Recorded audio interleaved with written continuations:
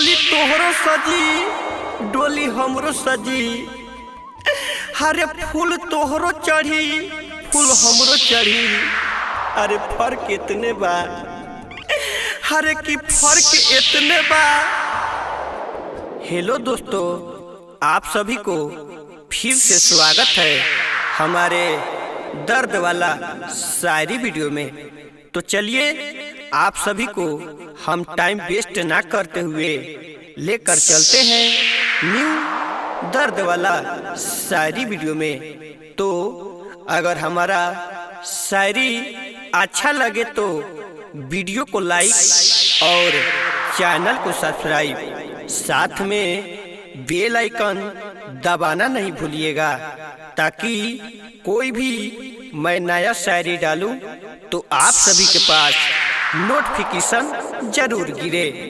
तो चलिए फाइनली आप सभी को टाइम वेस्ट ना करते हुए हम लेकर चलते हैं न्यू रुला देने वाला शायरी वीडियो में। रेडी 1 2 शो।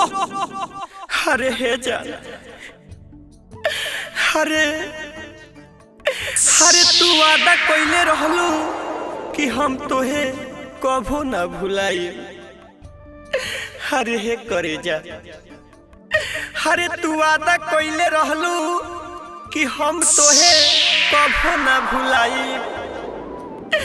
अरे तो आज कहे जाते बारू हमके रुलाई। अरे तू हमके रुलाई। अरे हे करे जा, तू काहे जात बारू हमके रुलाई। अरे हे करे जा, अरे हम तोहरा से का बताई।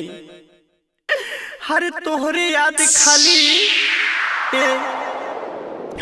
अरे तोहरे याद खाली हमरा नैना में भटकेला। अरे हे जान, अरे हे जान, तू ऐसन दिलवा तुरलू। अरे कि तू ऐसन दिलवा तुरलू कि फेविकोल से न सटेला।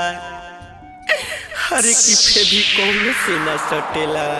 हे जान, अरे तू ऐसन दिलवा तुरलू। अरे डोली तोहरो सजी डोली हमरो सजी। अरे सुनाओ, अरे डोली तोहरो सजी डोली हमरो सजी। अरे फूल तोहरो चढ़ी फूल हमरो चढ़ी। अरे फर्क इतने बा, अरे की फर्क इतने बा। तोहे अपनावल जाई हमें दफनावल जाई। अरे हे जान, तोहे अपनावल जाई हमें दफनावल जाई। अरे करे जा। तो हेलो दोस्तों, आप सभी को हमारा शायरी कैसा लगा? हम उम्मीद करते हैं कि अच्छा लगा होगा। तो अच्छा लगा होगा तो वीडियो को लाइक और चैनल को सब्सक्राइब, साथ में बेल आइकन दबाना नहीं भूलिएगा, ताकि कोई भी मैं नया शायरी डालूं तो आप सभी के पास नोटिफिकेशन जरूर गिरे। तो चलिए नेक्स्ट वीडियो के लिए बने रहिए। तब तक के लिए जय हिंद जय भारत, जय हिंद जय भारत।